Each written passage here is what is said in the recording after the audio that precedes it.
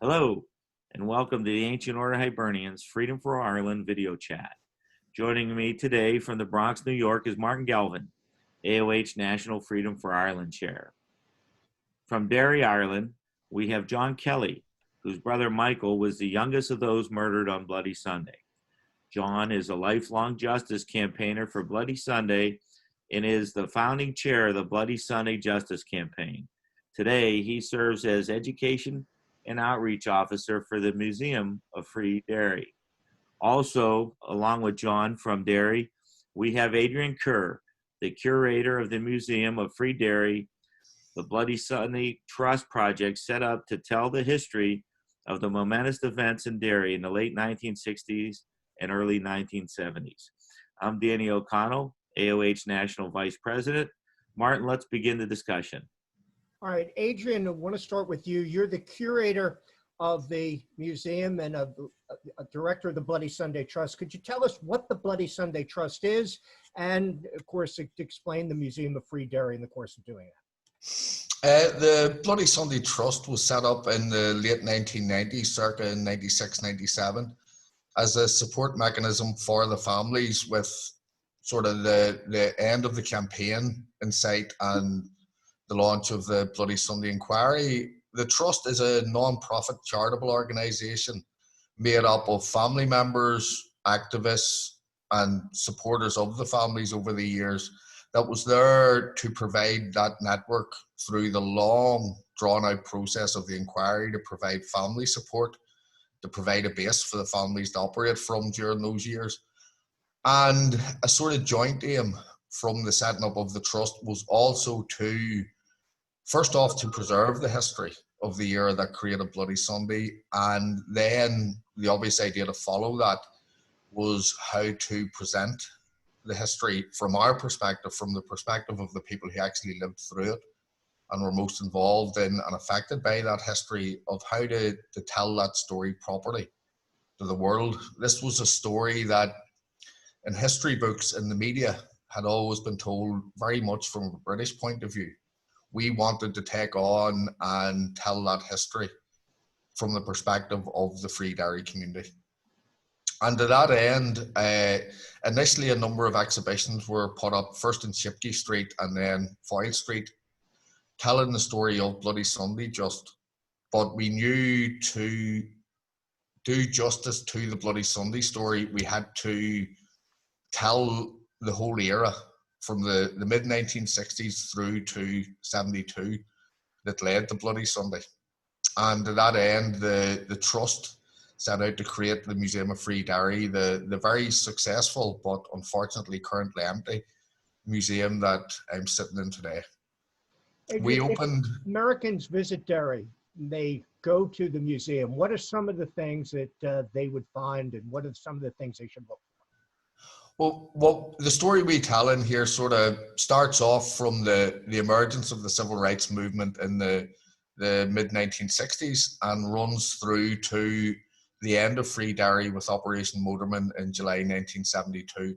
What is so powerful about this museum, I think, and what people most appreciate about it, is that we are telling such a personal story. This is not just a dry history we're telling. This is a people's history, the history of what our community went through. And the fact that we have people like John Kelly and Jean Haggerty and Julianne Campbell and Ross O'Doherty in the museum, all people who lost direct family members on Bloody Sunday. The fact that they're the ones who are telling the story just makes the museum all that more powerful. In terms of what they can see in the museum, because we have such a good relationship and a close relationship with the Bloody Sunday families, we have an amazing range of artifacts here, very, very personal artifacts relating to the victims of that day and other local victims from that period. John, I want to switch over to you. The Bloody Sunday campaign is one that still, in a sense, is going on. You have a prosecution, I believe next month, it's supposed to be on in court, of Soldier F. You've had to go through not only seeing family members shot down in the street, watching it happen, 13 people killed, 14 dying later, a number of people being seriously wounded, 13 of them wounded, and having the British government initially lie about it with a Widgery report saying all the killings were justifiable, people were engaged in some kind of attacks on the British. You had to fight for it. You got British Prime Minister to declare a Savile inquiry. Then you had to go through all of that. You've gotten some kind of vindication. And now next month, there is a prosecution scheduled for another stage of it, I believe, although we can't use the name of that person, although other prosecutions, you can actually see the person who's charged with murder or killing somebody. What's the next step in the Soldier F case? Well, believe it or not, I was talking to John McKinney this morning there. He was telling me that the case was actually in Derry court this morning in relation to a review and concerning the location where Soldier F will be brought to for committal proceedings. And that has now been put back to the 25th of this month.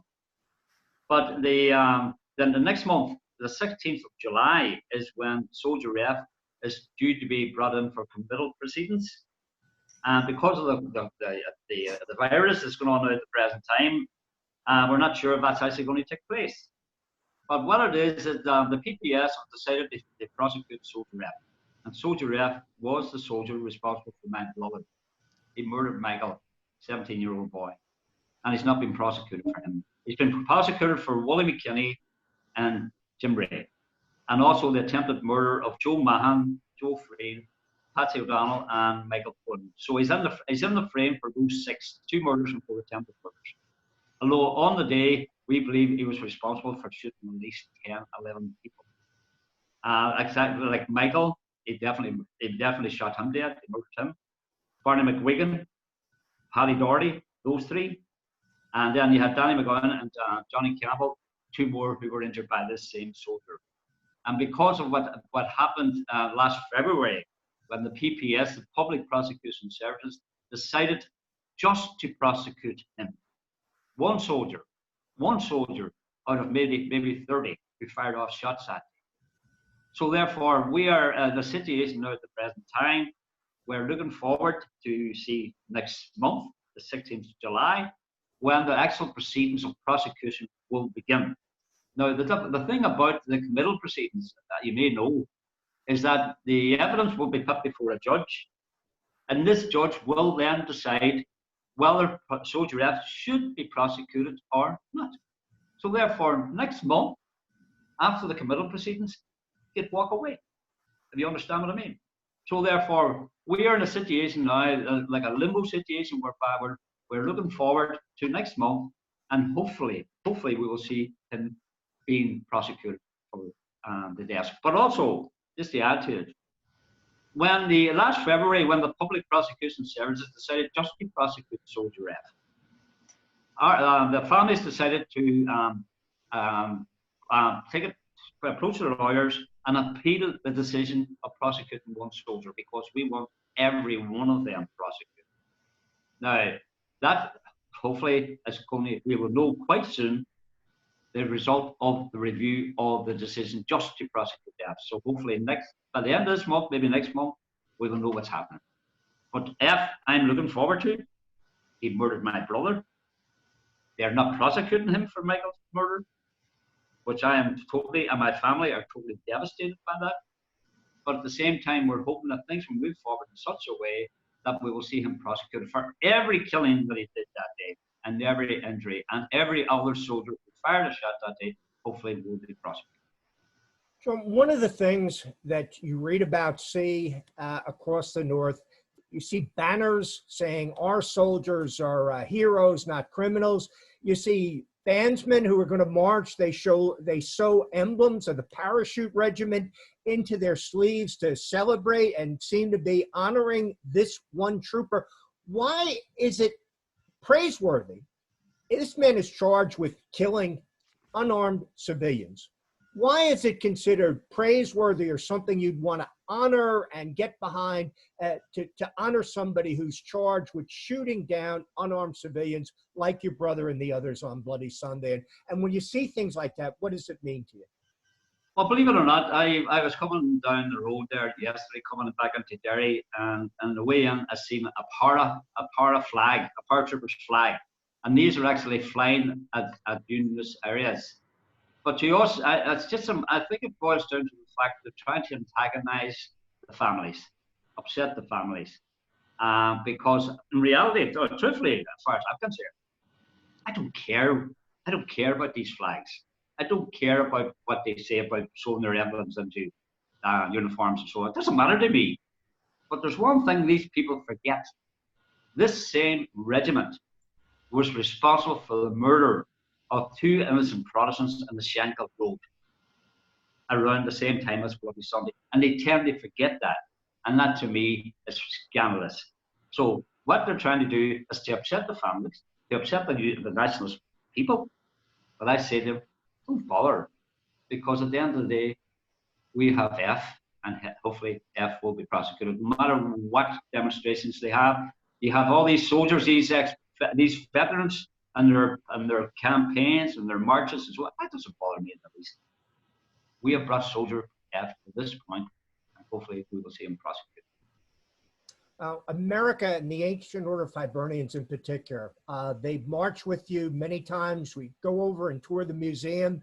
I think some of the earliest marches I've ever attended were marches in the United States right after Bloody Sunday when I was in school, going out trying to get justice at a time when it didn't seem like you'd ever see anybody prosecuted or ever see any kind of vindication. How much has the help of the Ancient Order of Hibernians, the help of Americans, how much has that meant to you and the other families and to the Bloody Sunday Trust? It was vitally important to the families, vitally important, because without the support of the AOH, we would certainly, would possibly may not have achieved what we did achieve. This morning I was thinking about it and going back in years, and I decided to write down a list of names of AOH members we've met over the years. And I'm sorry if I don't remember everybody, but the likes of Sean Pender, Paul McKinney, Tim Biles, Jack Meehan, Dave Burke, all those people, they were all there for us. And even in 1997, we traveled to America around St. Paddy's Day, and it was the AOH that actually organized it and put it together. I remember in Jack Meehan's house, and we stayed in his house. There must have been about 10 family members in his house. But the hospitality we've gotten over the years and the support we've got over the years from the AOH has been incredible. And certainly without that support, we would have been in difficulty. When Americans support a campaign like Bloody Sunday, just all of the marches, all of the things that were done in the United States and in Ireland to stand with you, how much of an effect does that have in terms of your morale, the morale of the other families who are having to go through this, having to be at every turn, the British try to frustrate you and show you banners like that, our soldiers are heroes, not criminals. How much does it mean to you in terms of financial help that we give? What does that mean? Well, now at the moment, as you probably know, we've got the museum up and running, and this was the importance of the financial help that's on now at the present time, because we're going through bad time at the moment. But over the years, in relation to the campaign, when we went down to the local AOH hall, Jimbo Crossing, you probably know Jimbo, and it was lovely going into the hall and to present the check, because we knew that check was helping us to achieve what we set out to achieve. Because you know, all campaigns need money, and therefore that was the importance of the support of the AOH, and plus the friendship of the AOH. It's not all about money, by the way. It's not all about money. It's about friendship, and without that friendship, we certainly was very, very powerful and helped us get to where we are today. Does that also help you when you negotiating with the British government, when the British see that you have the support of America, that America is watching what happens? How much does that mean in terms of the way that you're treated, in terms of the way that they react towards your request for justice? Well, at the end of the day, they know America is behind families. America have always been, the AOH has always been behind families. And certainly in that aspect, you know, it's very, very, very, very powerful. But I do remember in 1997 also, we went to the White House. Myself and Don Mullen, we actually entered the White House. Well, Clinton was the boss. And the fact that we were actually getting in there and people coming up there and supporting us, that's important to us. And I think the Brits do know that the members of the America, civilians, AOH, all backgrounds support the families, because even during the period of time I'm working in a museum, a lot of Americans come on to us. A lot of Americans show support to us and be delighted to actually talk to us and show their support to us. And they've been doing that for years, and that's important. All right. Now, John, one final question. What would you see as final justice in the case? What is it that you and the other families want to see at the end of this campaign, the long struggle you've had for justice? Well, to me personally, the prosecution of Soldier F, the prosecution of every soldier who fired a shot that day, no matter who they are. And every one of them should be charged and prosecuted for murder and attempted murder. And even traveling up the line to the officers, like Jackson, Colonel Michael Jackson, not the Michael Jackson singer, but he became the top soldier in the British Army, General Sir Michael Jackson. And it was proven that he told lies, perjured himself. And a lot of every one of these soldiers perjured themselves too, well, when they were given evidence to the inquiry. So it's important for justice to be seen to be done. Every soldier who fired a shot that day should be prosecuted for murder and attempted murder. Officers should be prosecuted for what they're follow on afterwards in relation to perjury and the lies they told about it, and also overseeing the day itself. And that's important. That's where justice lies. Justice has to be seen to be done. And not forgetting, by the way, this is our third demand of the Bloody Sunday Justice Campaign. The third one is the prosecution of those who committed the atrocity of Bloody Sunday, and also those who planned it. To me, that would be the finality of my journey.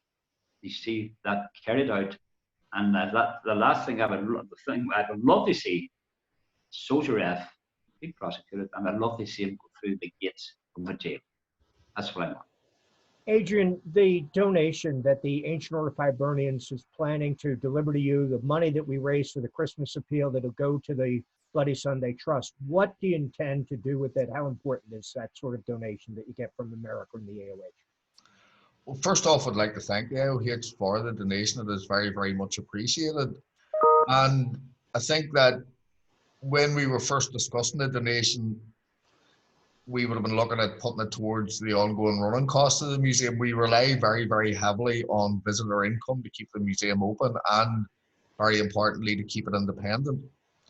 Obviously, since then, we've entered a completely new situation where we have lost our entire income now for a period of about 3 months. We hope to reopen maybe with sometime before the end of the summer, and the additional money is just going to be very, very important to help us keep the wolves from the door over the next while. We're going to be reopening in this situation where we simply won't be able to generate the same level of income as we have done in the past. It's going to take us a while to get back to that level again, and to start to see the amount of visitors that we've got used to. So really, it's very, very important for us to have some money to help us out through that period. And it's also very important to have money like the donation from the IOH that doesn't have any attempt at any political strings attached or anything like that. It's a donation to us to allow us to do the work that we want to do, that the IOH clearly supports us in doing. Okay, I think we're almost 20 minutes now. Danny, do you want any last words that you want to say before we close off? And then we'll give everybody a chance just to say if there's anything in addition. Well, John, you mentioned Jimbo Crossan, and he's a special person. He's attended our conventions. I've been in his hall probably more than anywhere else I've been in Ireland. And so send our regards to Jimbo when you get a chance. And we're looking forward to getting back to Derry as soon as we can. Derry's one of our favorite spots, and it has I think a special place, especially to any Hibernian that's been there. Everybody has opened their hearts and their homes to us, and we greatly appreciate it. Okay. Well, I think I certainly will.